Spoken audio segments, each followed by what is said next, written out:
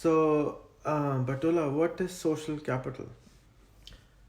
So social capital, if you start with the two ingredients, social say something that's it has to be about people and a social environment, and the other aspect, capital, has a connotation that it could be used for something that you want to accomplish in a group, so like a resource that you can work with. And social capital, as a definition, there's a lot of definitions out there if you want to go into Let's take 3 top ones. academics. Social capital can, first of all, it's like the added value for individual ingredients. So before we had a discussion about human capital, and human capital is often related to the individual, the ego, the person. So the experiences or knowledge that you have as a person. Social capital, it's beyond. So 1 + 1 is greater than 2. So things that adds up to the individual components. Maybe a bit complicated, but there are things that you could do that you can't do just by adding individual components. You create something bigger. That's the social capital. And there are different ways, of course, at different levels to categorize. You can have social capital at the nation state level. Can you trust each other in the society, for example? There's a lot of research and tests out there. So if you lose your wallet on the street, will you have a big chance to get it back, that the person will find you? Then you have a high social capital in the society level. But you can also have high social capital in a group, in a small group with 6, 7 people. So do you trust each other? Can you work together? Do you understand each other? That's also expressions of a good social capital. So different levels of social capital, and there are different ingredients in a social capital. So you have some kind of structure. It's about relations, I said. So and when I speak about structure in social capital, I mean, if you know people we speak about networks. So if you have 100 friends, for example, if you look at your 100 friends on Facebook or social media, how many of them do you speak with every week? Is it someone you speak with once a year? Some people you maybe never speak with. So that type of is a structure which has to do with the frequency of interaction. Is it long distance to where they are and so forth? So that is that aspect. The other aspect is the relations. Can you trust these other people? Will you give out the key or your children for babysitting or something? That's like measurement of the qualitative aspect of the network or the social capital. The third dimension, this was the relational dimension. The third is the cognitive dimension. What skills, what behavior, what attitudes do you have in the relations? Is it a neighborhood or a community or a village where we say, here we do things together, or here we are entrepreneurs? Or is it, no, we can't do this. Jantelagen, as we say in Sweden. We have tried this before. Gentle what? Jantelagen, you can't be better than anyone. You shouldn't believe that you are something. So what is the hidden language in the culture in this place? Here the hidden language is, here we are entrepreneurs, here we do things. Here we go to action. And if you have that like hidden language in the culture, probably more things will happen as well. But if you are like the norms there that telling you, norms is a sort of a structure which make hindrance on action. So if you do something and you don't do it in the right way, according to the people in the group, they will punish you. If you stand up in a cinema and say, oh well, yes, let's do this or that, and no, people say, no, shut down. So there is a norm that you should be quiet, for example, in a cinema. So there's hidden rules. So though the hidden norms, so norms is important, and it also belongs to this cognitive but also relational part of social capital. So there are many aspects. You can measure not high level, on state level, down to group level, and there are different ingredients in it. That's why it's also very good, because there has been a lot of research done in social capital. So it's a way of structure relations. What is the difference between social capital and trust capital? There is a big overlap. I would say that a lot of academics would say trust is the key component in social capital, if you look at many definitions, because trust in itself is a massive and very big concept with many elements. But since we speak about relations here, so a network or a community where you don't need to write contracts or you leave the door open, you can imagine that type of culture. It's much easier to do things together, to start something, because in this culture we believe in each other, we trust each other. You don't need a contract to do things, which slows down process, action. It's just a handshake and then we do things, or maybe not even a handshake. So trust enables action in a way, and between people. That's where I would say the correlation or the similarity between social capital and trust capital. Okay, and what is network capital? Yeah, so network, it's an overlap, but I said there are different elements. And network, in social capital, one way of looking at social capital is we speak about 3 different forms of social capital: bonding social capital, bridging social capital, and linking social capital. And bonding social capital is very much about community, the family or the football club where you grow up together and you know each other, and that's the strong ties between the people. Bridging, that's maybe are these small groups of people who do things together, but they don't necessarily know each other. So when maybe you are interested in football in Pakistan and another group are interested in football in San Francisco, and they don't know each other but they have the same passion, then you could say it's a bridging social capital there. Linking social capital, the third dimension, is also relations, but it's a power relation. So it can be people with power, with politicians who can decide what to do in certain elements, or financial power, so they can invest in things and like that. So it's another type of structure. And if we go from bonding, which has a strong human aspect, of course bridging as well and linking, but to networks doesn't necessarily be human component. Community is very human, the strong ties, but networks, you can look at the air flights. If you look from above, go with airplane, you can look at the planet as a network. Just look at the flight routes or the infrastructure, that's also a network. So network doesn't necessarily have a human component, but still it enables relations to be effective. But the community is, as I see it, directly has a human component within it. So network capital is it's a bit more open and doesn't necessarily have a human aspect in it. When I look at the countries like Pakistan, Palestine, especially Gaza, Kashmir area, wherever the conflict areas are, I feel that the trust capital is very, very low. And because the trust capital is very, very low, the action doesn't happen. And because the action doesn't happen, nothing gets fixed. How can we learn from... I've been doing this unknowingly, that what I've been doing is building trust. I only figured it out 2 years ago that basically all the fundamental problem in our culture is, in our economy, is trust, not finance, not money.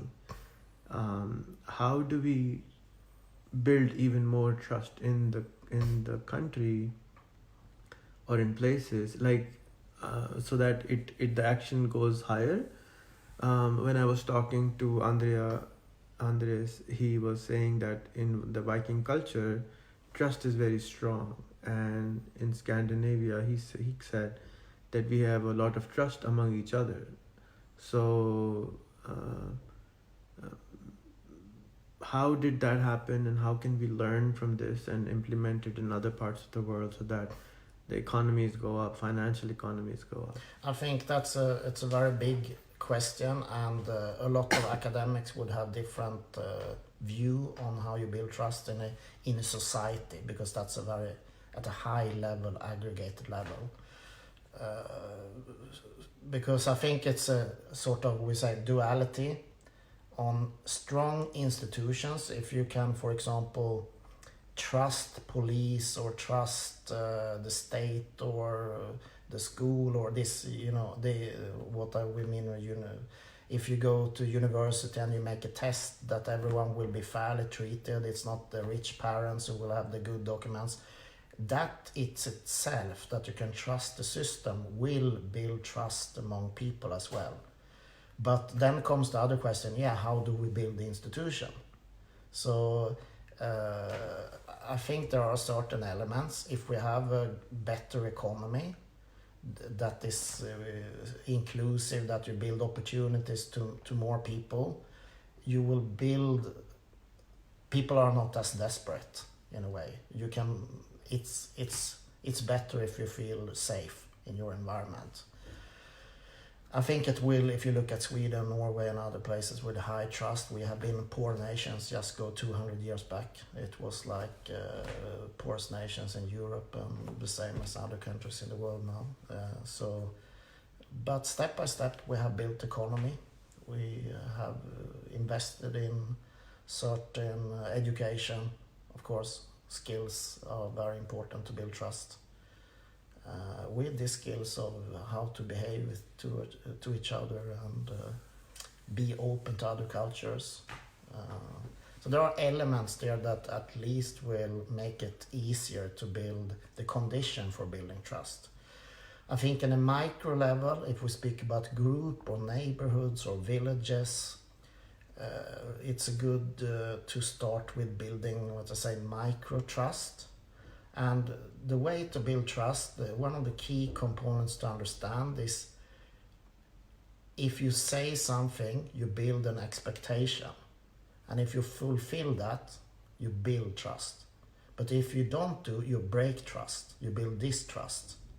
So it's a sort of building a credit. So don't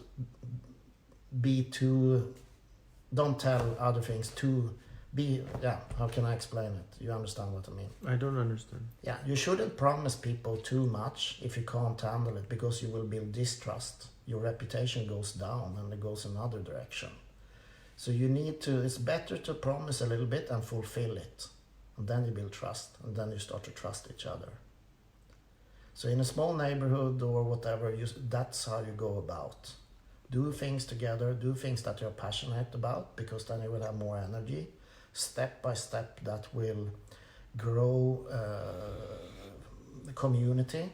And then you should also start to invest in this, we say, bridging social capital.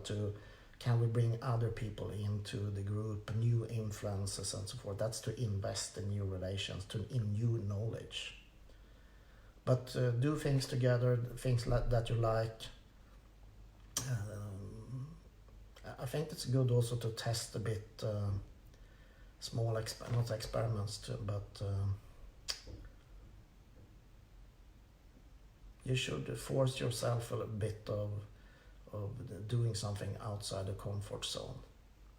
Go with unknown people, or it is a bit to take small risk, because it's also for yourself.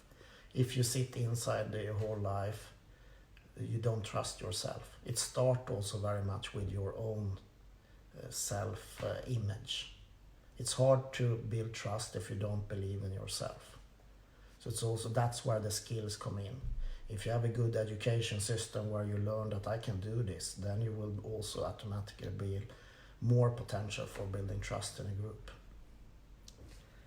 We have this network layer of Facebook, the internet, in all over the globe now, and you are using it, I'm using it to leapfrog the economies into a different dimension and building the bridging trust and the first word. Which was the first one? I would say that for me it's primarily bridging and linking.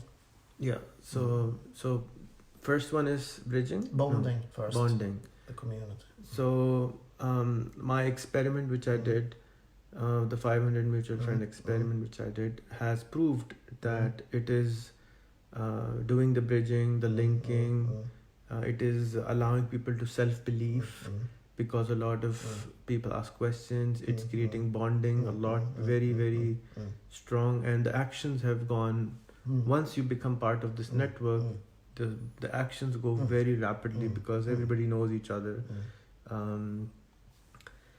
How do you see any holes which I can fulfill to make it even faster? Because right now, the fastest method I found was to help people somehow do a public interview of 20 people, and those 20 people who he or she interviews become very, very close to them because they spend half an hour with a stranger who absolutely they did not know, and they end up trusting that person, and that person end up trusting them.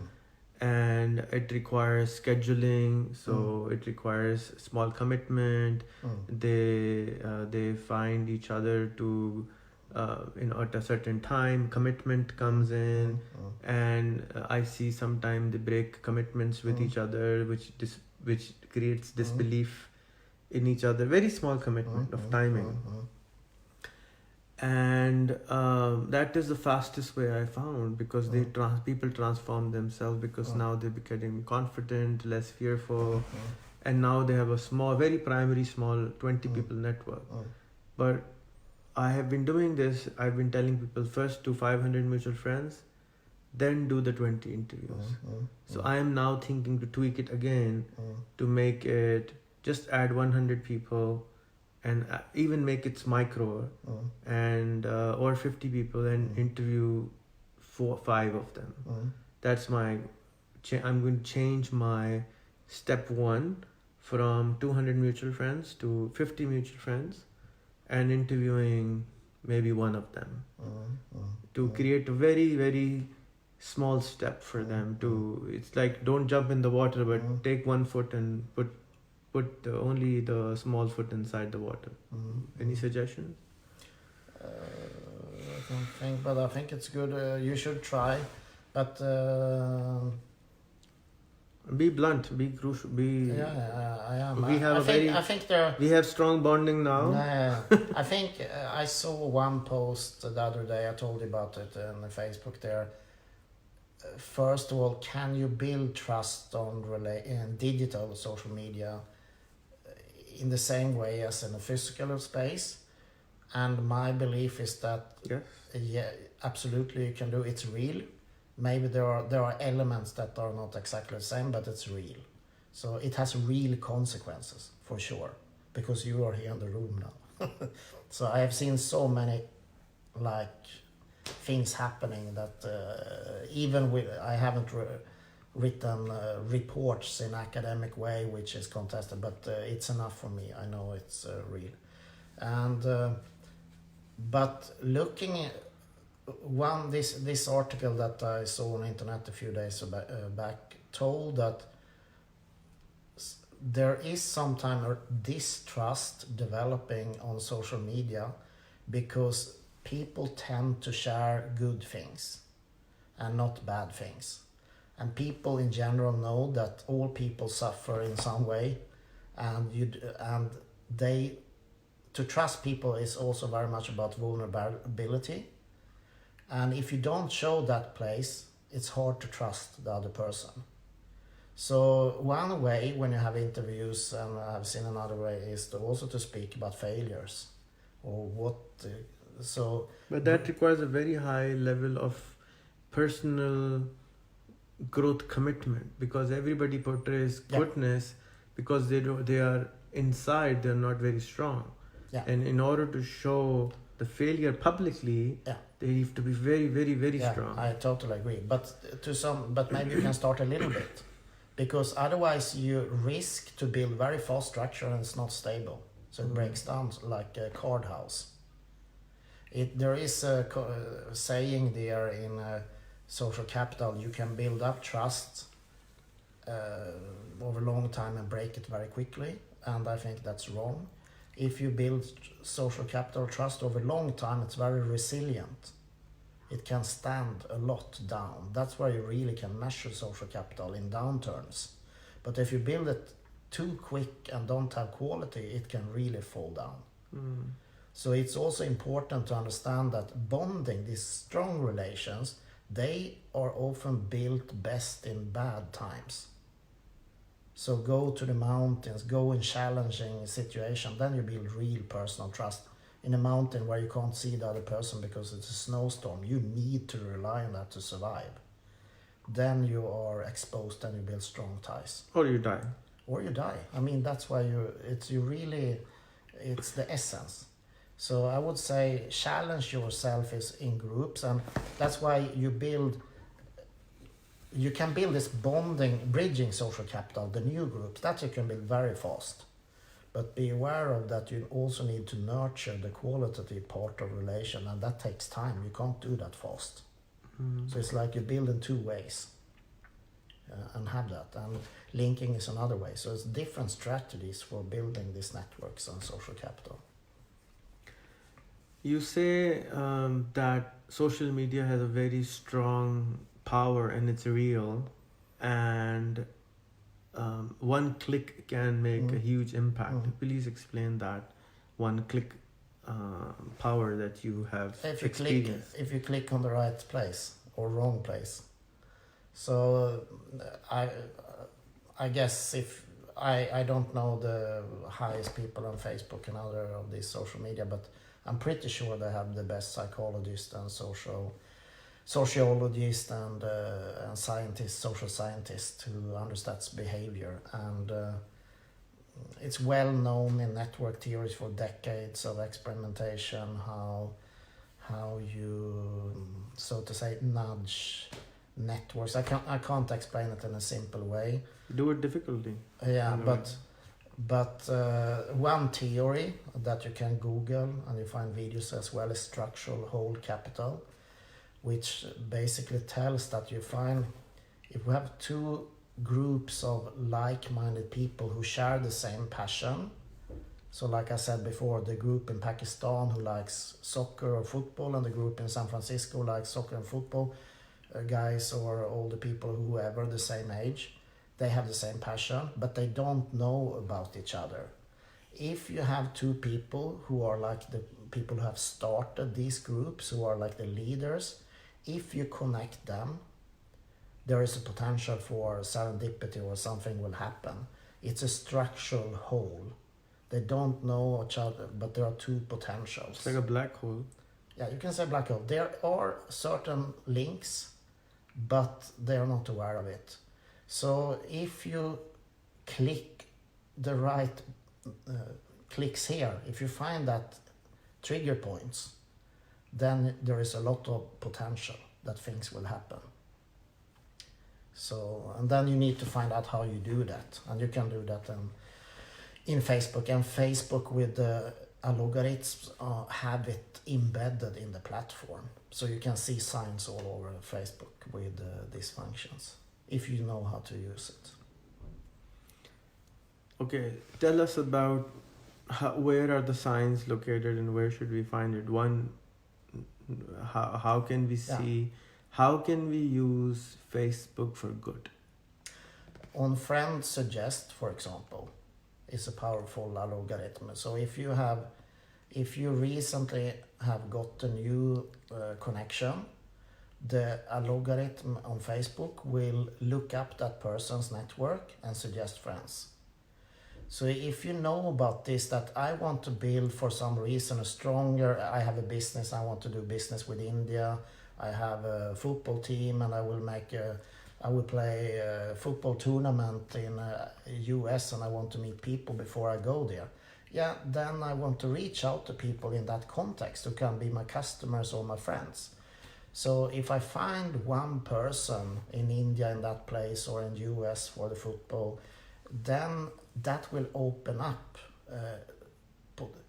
in a potential, you can say, because you also need to do the connection. So it's not by itself, but you can nudge the system to work in your favor. And then you connect, and then you start to speak like in all conversations. Who are you? That's great. What are you doing? I'm doing the same. Can we do something together? I will come there in 3 weeks, and then you start to build a relation. So, but it is good, of course, that you have the basic understanding of community building and networks to do this. Otherwise, you're blind. You don't see the structures. That's one thing. There are many things you can do. Tell me the 3 most common messages you send and receive in Facebook. That I send and receive. Have we met before? Have we met before for people I haven't been in contact? So if you, for example, you send a friend request and you get an inbox message, have you met before? Yeah, exactly. And the reply to you from you is... Mark sent it to me. Who's Mark? Mark Zuckerberg. That's your favorite one. Yeah, these days, because it's sort of true, because it's the algorithm, I use it in that way. So I don't have... Number 1 is, have we met before? So people want to... No, not number 1, but it's one of them. Okay, number 2? Can you help me? You send it or receive it? I receive it. What's the reply?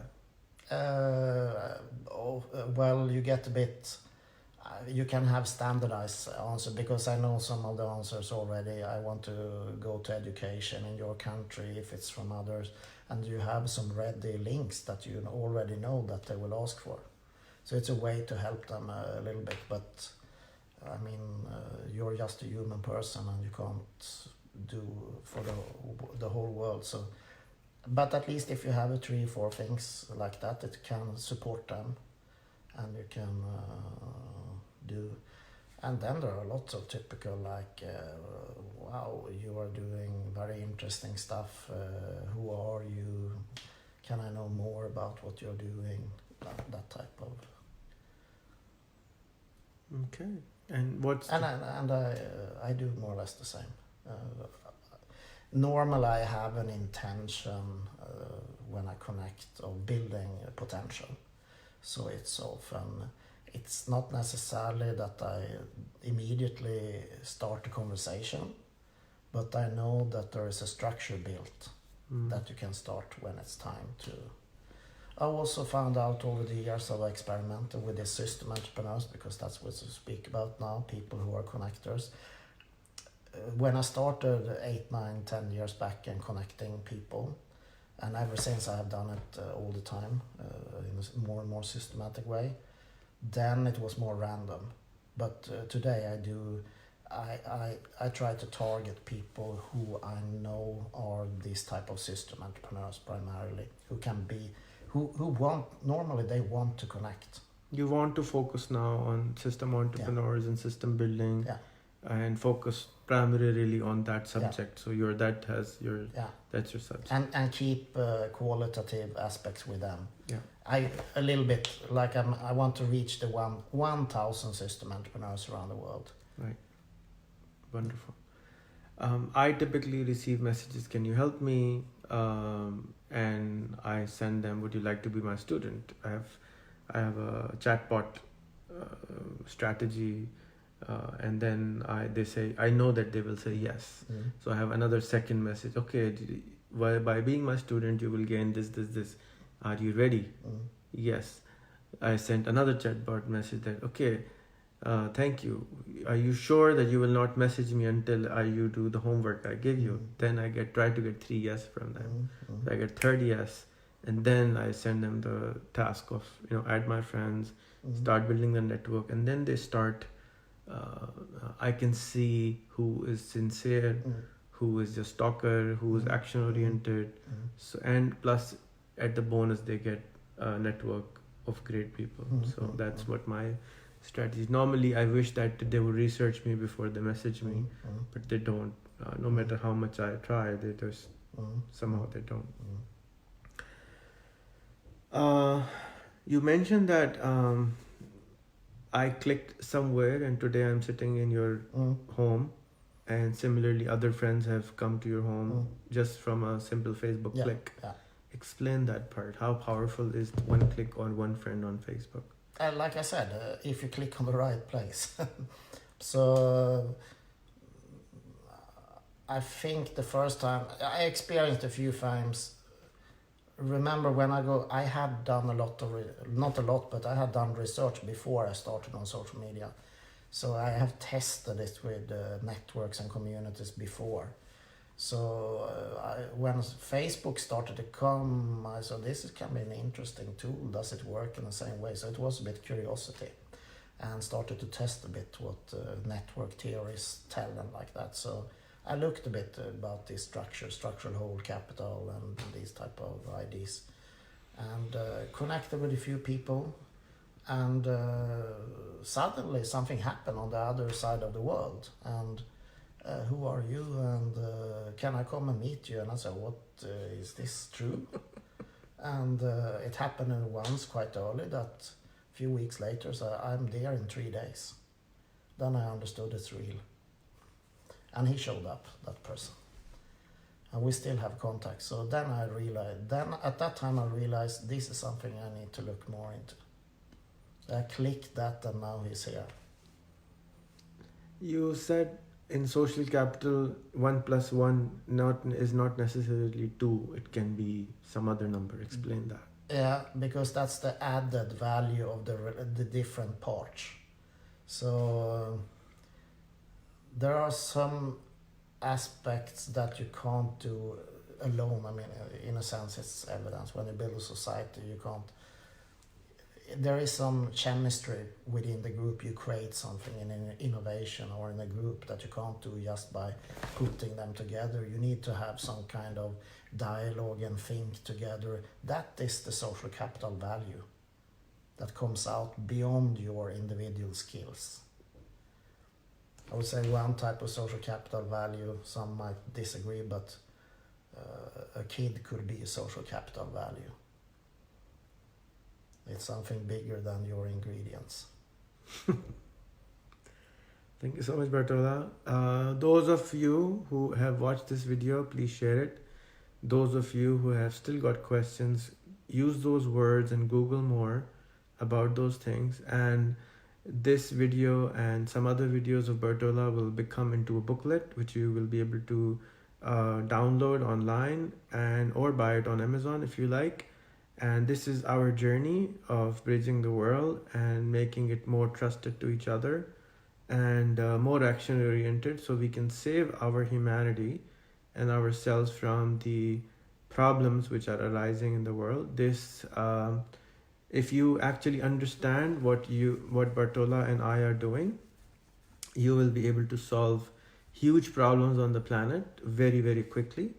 In relative terms, of course, very quickly could mean 1 year to 10 years, but it's still relatively, for example, Sweden was very poor 200 years ago, and now it's not, but took 200 years. What took Sweden 200 years, we can achieve now in 10 years, or maybe 12 years or 15 years, but it's still, 5% of, there's a 95% of the saving of time there. Just by connecting the right people together, it exponentially grows the speed, the actions of everything. And one of the fastest way to grow social capital, in my opinion, is doing the interview, and the trust capital is doing the interview and meeting each other, of course. But it is, in my opinion, even better than meeting somebody in person to do an interview, because you leave a social proof behind that you met someone, and you're leaving that trust not just to one-on-one, but to 1,000 people more, which creates even more action, which is just unbelievably fast. And if you take advantage of these techniques, it's all free. It's just hard work, right work, and we can change anything we really want to using these techniques. Thank you for watching. And you want to any last words? I also to add that some of the really critical skills is in interviewing people and learn to listen. So you learn the skills to communicate. That's the key in building social capital, the communication. Yeah. Build your communication, guys. Make the world a better place. If you could only listen.